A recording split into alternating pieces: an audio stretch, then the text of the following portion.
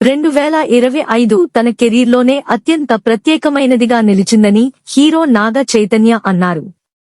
Thandel cinema తన సినీ ప్రయాణాన్ని పూర్తిగా మార్చేసిందని చెప్పారు. తన కెరీర్లో ఒక 100 కోట్ల క్లబ్లో చేరిన తన తొలి చిత్రంగా తండేల్ ఎప్పటికీ గుర్తుండిపోతుందన్నారు. కొత్త ఏడాదిలో తన లైఫ్లో ఎన్నో ఉత్తేజకరమైన పరిణామాలు జరగనున్నాయన్నారు. నటుడిగా కొత్త కథలను ఎంచుకోవడానికి సిద్ధంగా ఉన్నానని, కథల ఎంపిక విషయంలో ఇకపై మరింత జాగ్రత్తగా ఉంటానని నాగ చైతన్య చెప్పుకొచ్చారు. 2025 నాకు చాలా ముఖ్యమైన సంవత్సరం. తండేల్ ఒక 100 కోట్ల రూపాయలు క్లబ్లో చేరడమే కాకుండా ఓటీటీ డీల్లోనూ రికార్డులు సృష్టించింది. నా కెరీర్లో థియేటర్లో తండేల్, ఓటీటీలో దూత పెద్ద మార్పు తీసుకొచ్చాయి.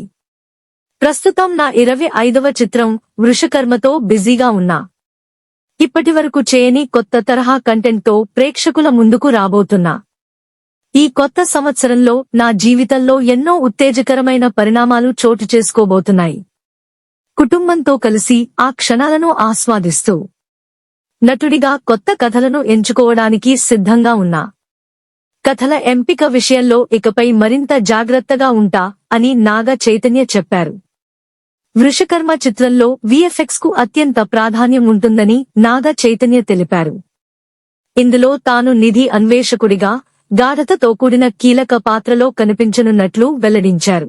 పురాణాలు, చరిత్రను మేళవించి భారీ హంగులతో ఈ చిత్రాన్ని రూపొందిస్తున్నారని చెప్పుకొచ్చారు. ఎన్నో ఆశలు పెట్టుకున్న కస్టడీ, థాంక్యూ చిత్రాలు నిరాశపరిచాయి. మంచి హిట్ కోసం ఎదురుచూసిన నాగ చైతన్య 2023లో దూతతో ఓటీటీలోకి అడుగుపెట్టి మంచి విజయాన్ని అందుకున్నారు. గతేడాది విడుదలైన తండేల్తో భారీ హిట్ను అందుకున్నారు. కెరీర్లో కొత్త ఊపు వచ్చిందని సినీ వర్గాలు అంటున్నాయి.